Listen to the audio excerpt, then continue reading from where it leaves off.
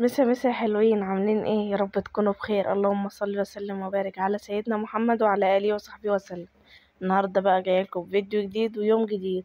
قبل ما نبدا الفيديو اعملي لايك للفيديو عشان الفيديو بتاعنا النهارده يستاهل لايك حلو جدا، واشتركي معايا في القناه لو انت مش مشتركه، وفعلي زر الجرس عشان يوصلك كل جديد، وصلي على النبي في الكومنتات. هنعمل مع بعض النهارده روتين وصفات حلوه جدا. هنعمل مع بعض النهارده وراك فراخ بطريقه جديده حلوه جدا، سهله جدا ولذيذه جدا. انا بقول لنفسي زي ما عملتهاش من زمان بجد، لانها طعمها تحفه تحفه تحفه. جربوها بجد، انتوا زي ما عملتهاش لحد دلوقتي لما تشوفوا الطريقه بتاعتي دي لازم تجربوها حالا.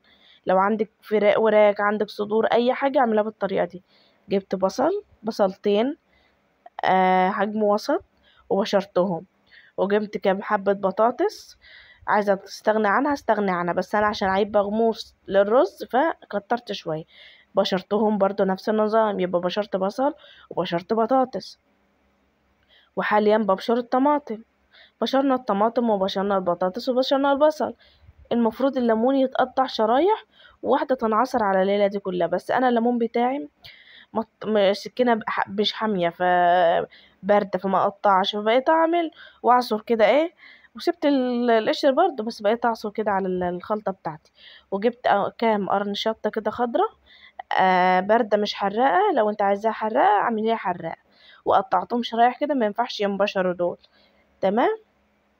صلي على النبي في الكومنتات واعملي لايك للفيديو، امانة امانة في رقبتك يعني، عشان الفيديو بتاعي يترفع، لان انا بتعب فيهم والفيديوهات ما بتترفعش. بس خلصت تقطيع الشطة بتاعتي. معايا البهارات بتاعتي: ملح وفلفل وكمون، 7 بهارات، مكعب مرقة، وبصل بودرة وتوم بودرة وحبة بابريكا. تاني، اي بهارات عندك، انا مش هقولك البهارات، اي بهارات عندك حطيها. ملح وفلفل وكمون اساسي، 7 بهارات عشان تديك ريحة حلوة. وحطيت كمان معلقة توم، انا لسه هحط حبة فلفل اسود على فكرة.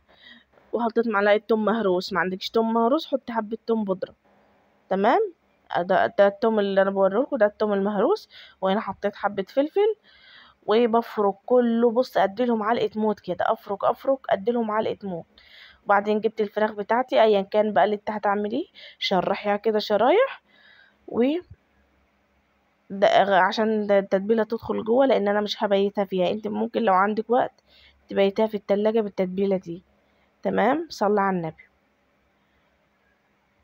يعني خطيرة بجد يا جماعة، خطيرة الوصفة دي. بس خلصت اهوت. بفرك بقى الفراخ بتاعتي بالخلطة اللي انا عملتها، وادخل تحت الجلد وافركه كويس قوي. دي فراخ بيضة مش فراخ بلدي. تمام. افركي بقى كويس جدا، افركي افركي افركي اهو، افركي حلو جدا. بعد ما فركتهم، انا قبل ما اشتغل في الفراخ ولا بشر ولا اي حاجة، محمية الفرن بتاعي. تمام.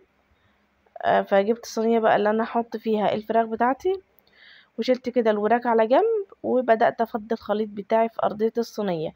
لا بحط زيت ولا بحط حاجة، لأن الفراخ بتاعتي بتنزل زيت. وهتغطيها وتحطها في الفرن في الرف الوسطاني على درجة حرارة 220 مثلا، لحد ما تستوي بقى انت وحرارة فرنك، عشان انت ممكن فرن كهرباء ممكن فرن غاز، فانت هتتابعيها لحد ما تستوي. وبعد كده تشيل الغطا، تخليها تاخد وش، ويا خرابي يا خرابي، ودوقي بقى وادعيلي مع حبة رز زي اللي انا هعملهم دول. يومي يومي يومي بجد.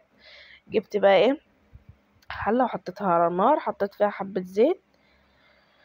انا هعمل رز حبة وحبة، تقدري تعملي رز بشعرية، رز اصفر، اللي انت عاوزاه يا حبيبتي اعمليه. ما تأيديش نفسك باللي انا بعمله، ماشي؟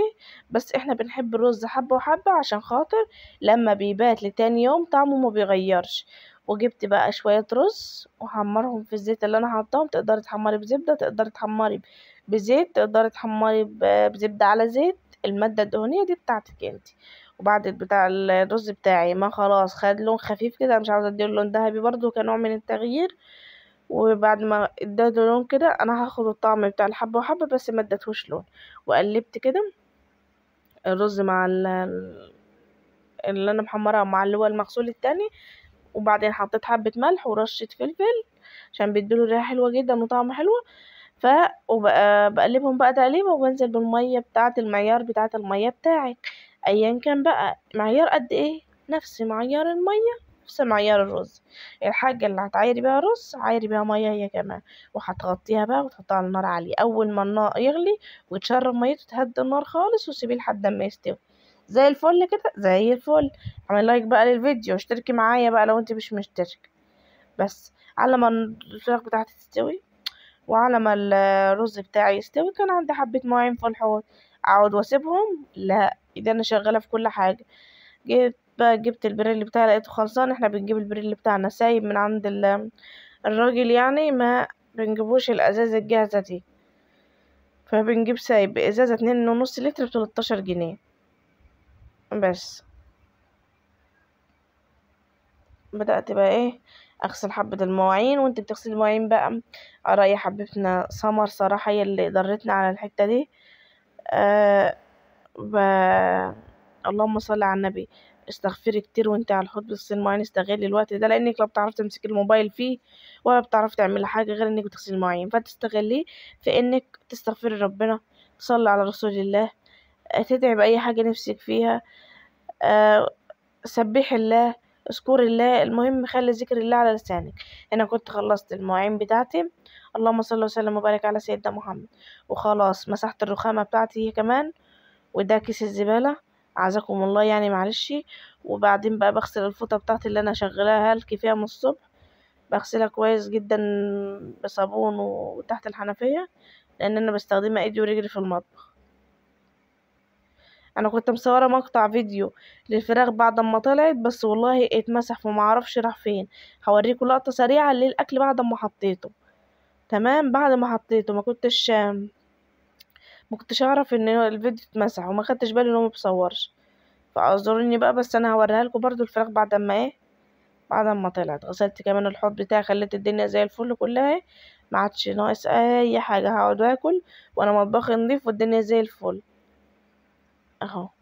بس شوفوا الرز بتاعي بقى بعد ما استوى، ما فيهوش حبه لازقه في التانية لان انا ظابطه معيار المية بتاعته. بصوا ما فيهوش واحده لازقه في التانية، خطير بجد. شوفوا بقى الفراخ بقى بلمحوها كده. بصوا انا مش واخده بالي من التصوير والله العظيم، جربيها وهتدعيلي وبألف هنا.